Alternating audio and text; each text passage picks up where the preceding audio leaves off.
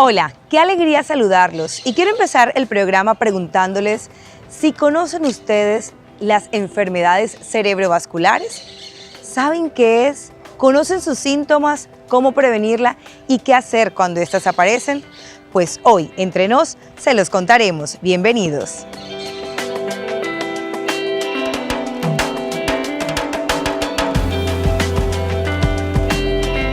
Hoy hablaremos de este interesante tema como son los accidentes cerebrovasculares. Muchos de ustedes seguramente han estado con personas que han sufrido este tipo de accidentes o que simplemente han tenido algún tipo de síntoma que pueda alertar sobre este tipo de enfermedades. Pero para tener más claridad sobre este tema nos acompaña el doctor Joaquín Hidalgo, quien es neurólogo clínico del Instituto Cardiovascular del Cesar. Bienvenido entre nos. Buenos días, muchas gracias por la invitación sobre un tema que es de bastante y por siempre actualidad a nivel no solamente regional, nacional, sino mundial. Explíquenos para que las personas entiendan qué es un accidente cerebrovascular. Ok, un accidente cerebrovascular en forma práctica y sencilla es simplemente la alteración de la función de una parte del cerebro debido a una alteración, valga decirlo así, del flujo de sangre, ya sea por obstrucción de una arteria, lesiones de unas venas o por ruptura. En un caso se llamaría isquémico cuando es obstrucción y en un caso se llamaría hemorrágico cuando es una ruptura de una arteria o un vaso sanguíneo cerebral y conlleva una serie de síntomas y signos que llevan a una discapacidad que puede ser parcial, total, permanente y muy discapacitante. Gráficamente, doctor, además que no hay un solo tipo de accidente cerebrovascular, son varios tipos de accidentes. Sí, clásicamente hay dos, isquémico y hemorrágico. El 80-85% de los accidentes cerebrovasculares son isquémicos. Isquémico es la falla de circulación por obstrucción de un vaso, sea por un trombo, por un émbolo, por un coágulo. Se tapa ese vaso y no hay paso de sangre y hay lesión después de esa obstrucción. Y el hemorrágico, que es un 15 a un 20%, es la ruptura de un vaso, sea por crisis hipertensiva, que es uno de los grandes factores de riesgo, o por ruptura de un aneurisma que puede ser de carácter congénito e incluso puede llevar a la muerte. Aquí vemos en esta imagen una cuestión importante con los accidentes cerebrovasculares. Todo paciente con enfermedad cerebrovascular o accidente cerebrovascular tiene prioridad idéntica a un paciente que llega con un infarto o con un traumatismo cráneoencefálico. De hecho, la palabra ACV hay que aclararla. Accidente suena como algo de otro tipo. Podemos hablar más bien de enfermedad cerebrovascular, porque eso conlleva varios factores de riesgo que llevan a la vez a la enfermedad y llevan a la catástrofe que es en sí la lesión cerebral como tal. Aquí están varias imágenes que nos pueden reforzar lo que son las características de los ACV. Todo lo que vemos en esta zona de acá, esto corresponde a una enfermedad cerebrovascular. Esto fue una persona de 78 años, si mal no recuerdo, que hizo un déficit motor bastante severo y una discapacidad bastante importante. El paciente de 78 años de edad con esto y la discapacidad, pueden imaginar ustedes la característica de cuidado que debe tener el paciente de por en adelante. ¿Okay? La misma lesión en otra fase de un estudio de resonancia magnética. ¿Okay? Aquí vemos otra lesión en esta área del cerebro y hay una lesión antigua también acá. ¿Okay? Otra lesión en la parte media superior del cerebro, en la región anterior. Esto que está aquí se ve en los pacientes diabéticos hipertensos de larga data, que se llama leucoencefalopatía microangiopática aterosclerótica. Un término muy largo, pero que significa cambios ateroscleróticos severos por afectación de pequeños vasos, por la hipertensión y por la diabetes. De manera que esto es un aneurisma. Este es el que puede producir un ACV hemorrágico, se rompe y hay un sangrado sumamente severo. Entonces, ¿qué conseguimos con nosotros con la ACV? Detectar a tiempo los factores de riesgo, obesidad, edad, características familiares, genéticas, el estilo de vida, la alimentación, el sobrepeso, la hipertensión, la diabetes, el tabaquismo, el alcohol y últimamente el consumo de sustancias psicoactivas o de prohibido uso, como son las drogas como tal. Entonces, todo esto conlleva, y hay muchísimos factores de riesgo, y nosotros como médicos, cuando llega un paciente con una clínica de ACV, tenemos que buscar los factores de riesgo y actuar en factor tiempo para hacer lo que se llama la terapia trombolítica, que de eso ha hablado el doctor Guerra. De manera que el accidente cerebrovascular tiene una serie de aristas y que es una patología que no dejará de ser. Lo que hay que buscar la forma que cada vez las personas tengan menos discapacidad y tengan mayor capacidad de poder seguir siendo útiles a la familia y a la sociedad. Doctor, ya para cerrar, además de estos factores de riesgo que usted ha mencionado como hereditarios y todo esto, ¿hay alguna edad que sea más propensa para este tipo de enfermedades? Sí, habitualmente y estadísticamente es hacia la tercera edad, por encima de los 50, 60 años de edad. Pero estamos consiguiendo en personas jóvenes por el estilo de vida que están llevando. Entonces, pero habitualmente por encima de los 50, 60 años de edad. Muchas gracias, doctor. Ok, muchísimas gracias a usted, muy amable.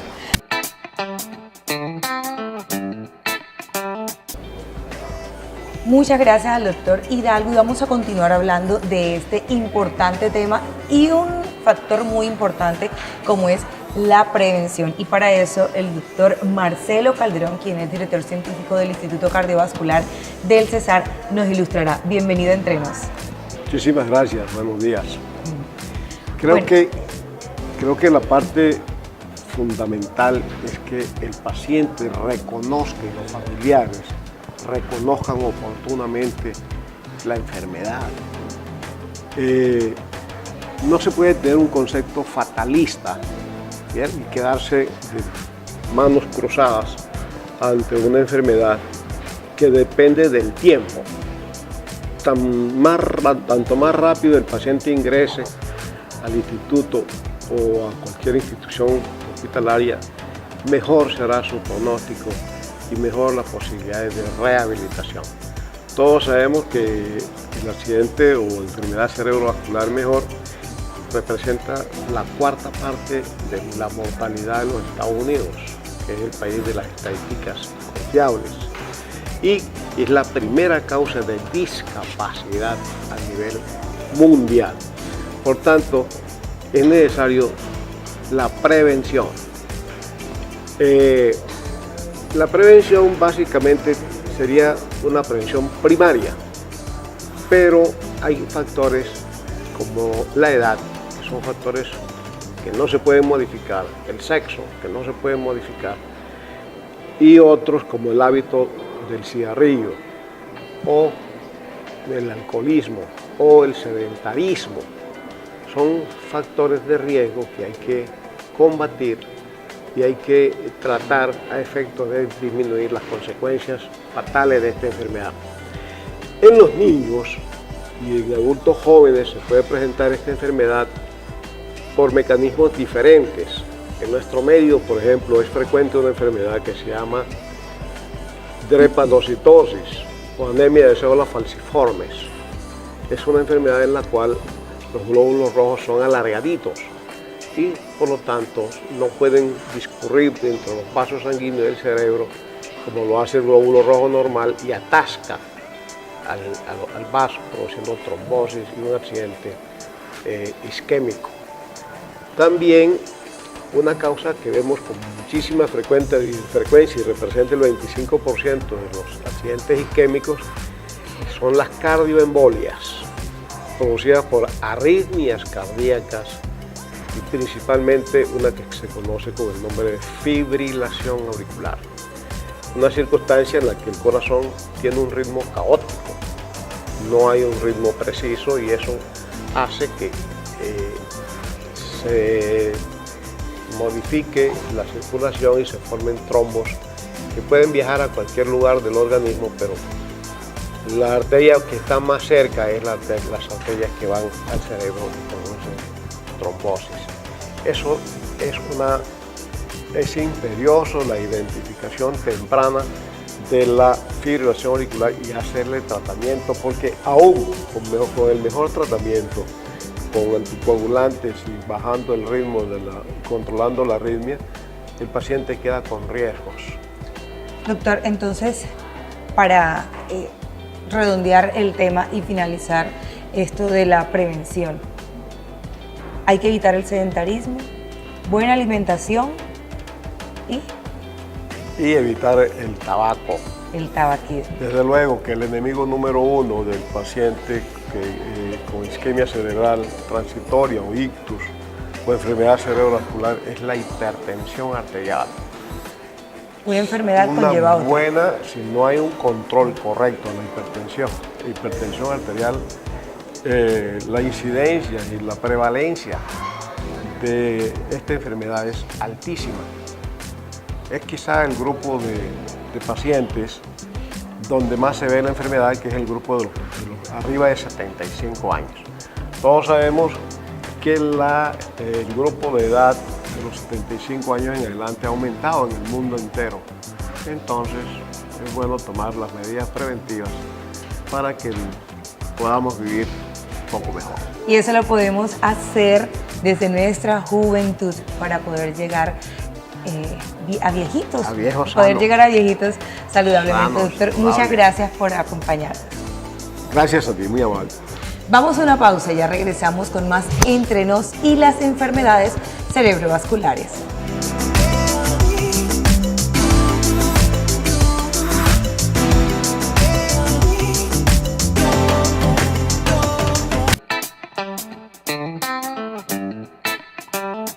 Continuamos Entre Nos hablando de este tema tan importante como son las enfermedades cerebrovasculares. Y es de vital importancia que los televidentes conozcan cuál es el tratamiento que se debe manejar una vez detectemos este tipo de enfermedades. Y para ello, el profesional en la salud, el intensivista, el doctor Ernesto Guerra, nos va a explicar un poco mejor sobre esto. Bienvenido Entre Nos, doctor. Y bueno, ¿qué debemos hacer una vez detectamos que estamos sufriendo una enfermedad cerebrovascular? Bueno, gracias por la invitación. La verdad es que esta es una oportunidad muy bonita para poder llegar a la población en general y darle a conocer la importancia del reconocimiento de los síntomas iniciales de una patología prevalente que genera muchas causas de muerte y muchas causas de discapacidad a nivel mundial. Valledupar es una ciudad en la cual el enfoque y el manejo de esta patología es de forma, no se maneja de la forma más oportuna ni de la forma más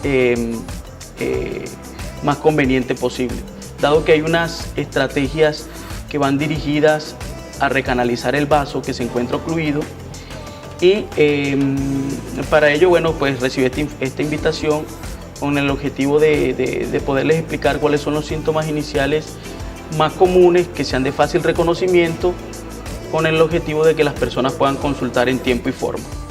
Esta es una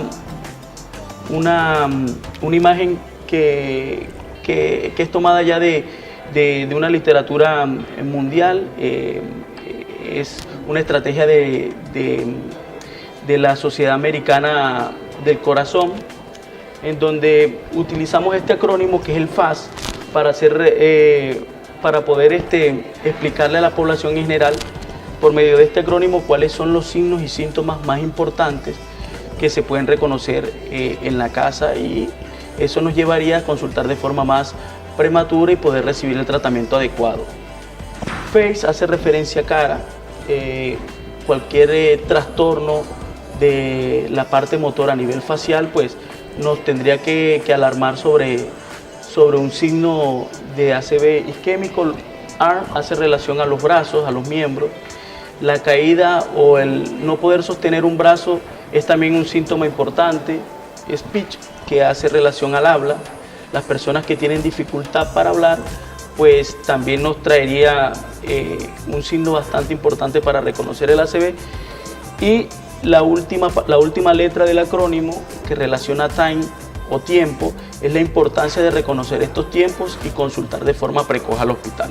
Aquí algo me llama la atención que dice menos de la mitad de los pacientes consultan los síntomas con síntomas de 1 hora de evolución. O sea, eso conociendo de pronto alguno de estos elementos o de pronto estos síntomas que usted ha mencionado, pero cuando no se reconocen este tipo de síntomas, ¿qué pasa cuando se lleva, por ejemplo, más de 1 hora? Sí, poblacionalmente no se le ha dado la importancia a estos síntomas como sí a un dolor de pecho. Un dolor de pecho es rápidamente reconocido por los pacientes y los familiares e inmediatamente consultan porque lo relacionan con un infarto. Esto es lo mismo, es un infarto en el cerebro. En el dialecto médico, el infarto tiene un tratamiento específico que es recanalizar el vaso coronario, ya sea por medio de medicamentos o por medio de colocación de dispositivos intraarteriales, y con ese mismo objetivo se intenta también concientizar a la persona que lo mismo se puede hacer a nivel cerebral, ya sea con medicamentos o con estrategias invasivas en el quirófano. La verdad es que como lo más importante de todo esto es saber que el tiempo es cerebro. Aquí en el Instituto Cardiovascular del Cesar sabemos que contamos con una atención prioritaria, con una muy buena atención, una excelente atención. Ya lo he vivido así, estoy muy agradecida con este instituto, pero uno como paciente y que no es profesional de la salud, ¿qué debe hacer o qué debe observar que se realice por parte de los médicos para atender como debe ser este tipo de enfermedades una vez llega el paciente a UCI? Yo creo que, vuelvo, insisto en lo mismo, es educación poblacional, que la gente reconozca los síntomas iniciales de una ACV y que una vez que reconozca estos síntomas pueda consultar lo más rápidamente posible a un centro de atención médica. Preferentemente que sea el Instituto Cardiovascular, que es donde se está llevando a cabo una estrategia y están dadas todas las herramientas, tanto farmacológicas como de recursos humanos para atender este tipo de casos. Después, en la parte médica, lo ideal es hacer todo lo más rápido posible.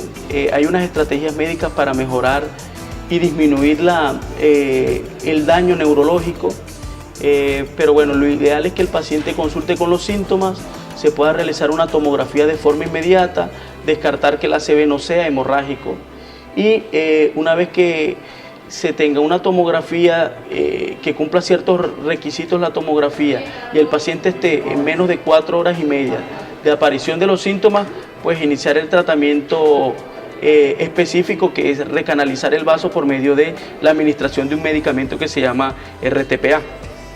Es decir, doctor, que si un paciente llega, por ejemplo, con 1 hora luego de padecido este tipo de accidentes, es más fácil, por ejemplo, recuperar la movilidad luego del tratamiento que le apliquen.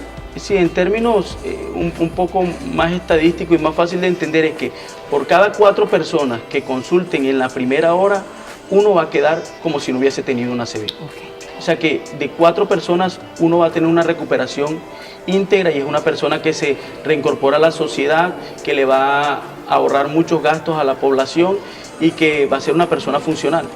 Doctor, el mensaje para cerrar este segmento de tratamiento en UCI luego de sufrir un accidente cardiovascular, cerebrovascular. Los ataques cerebrovasculares tienen un tratamiento específico,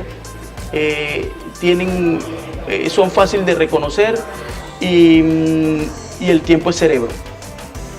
Muchas gracias por estar entre nosotros y muchas gracias por explicarle a todos los televidentes este tipo de enfermedades, de accidentes que hoy en día son muy recurrentes. Bueno, te agradezco por la invitación. Vamos a una pausa y ya regresamos con más Entre Nos.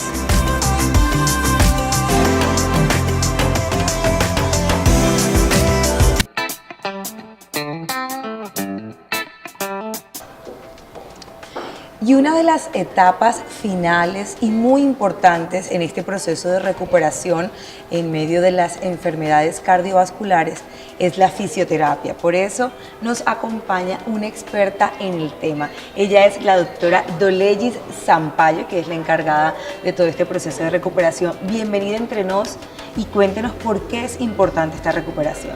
Después de un evento cerebrovascular, el efecto físico más notorio, más común, es la debilidad muscular y la pérdida del tono en cara, en brazo y en pierna afectada. El tratamiento va enfocado sobre todo a mejorarle la calidad de vida de este paciente.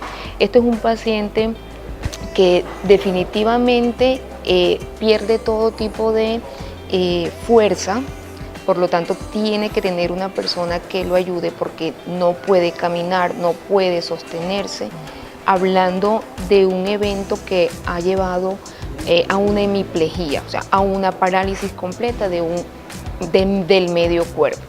¿Ok? El tratamiento debe ser de forma precoz, rápida, una vez el paciente ya esté estabilizado. O sea, mi tratamiento va a ir encaminado de acuerdo a la clínica del paciente. El tratamiento es precoz en el sentido del inicio. Inmediato. Pero ¿cuánto tiempo podría demorar una persona en recuperarse luego de haber padecido una enfermedad cerebrovascular? Cerebrovascular. Bueno, eso depende de las lesiones que sufre el paciente. Es importante que nosotros demos una espera de 24 a 48 horas que logre estabilizarse el paciente para poder identificar en una evaluación cuál es el déficit que presenta el paciente. En estos casos se presenta mucho el déficit motor, hay pérdida de fuerza, un déficit cognitivo, el paciente de pronto no conoce, pierde la parte de aprendizaje, de entendimiento. Es un paciente que de pronto ignora ese lado que no tiene movimiento. Coloquialmente a veces decimos, no, es que él tiene que empezar el proceso nuevamente, aprender a hablar, aprender a caminar, cuando es muy fuerte. Exacto. ¿Por qué? Porque así como se pierde la parte motora, también hay una pérdida del habla y del lenguaje, y no podemos echar atrás la parte emotiva. La parte emotiva porque ellos se deprimen mucho o tienden a ser muy agresivos. Entonces, para este tipo de pacientes la rehabilitación debe ser integral.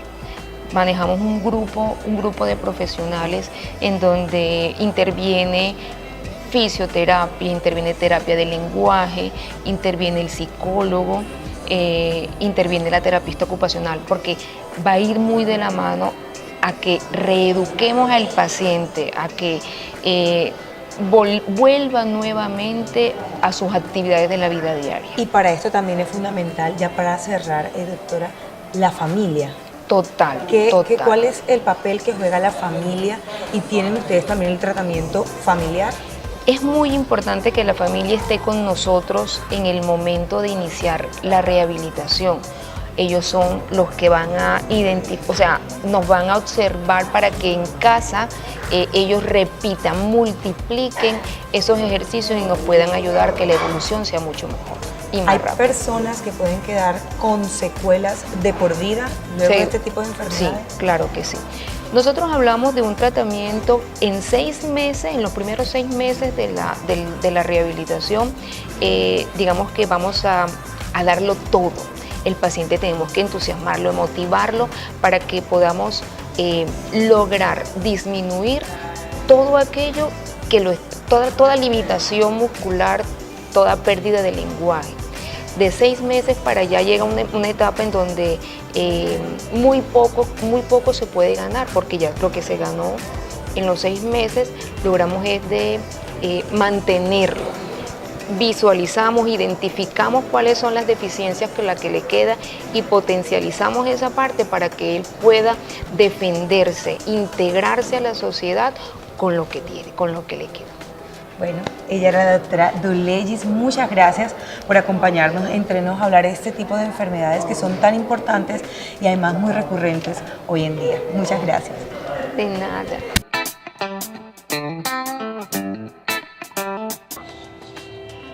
Muchas gracias a este gran equipo de profesionales del Instituto Cardiovascular del Cesar y gracias a ustedes por estar atentos a este importante tema. Nos vemos en una próxima emisión. Chao.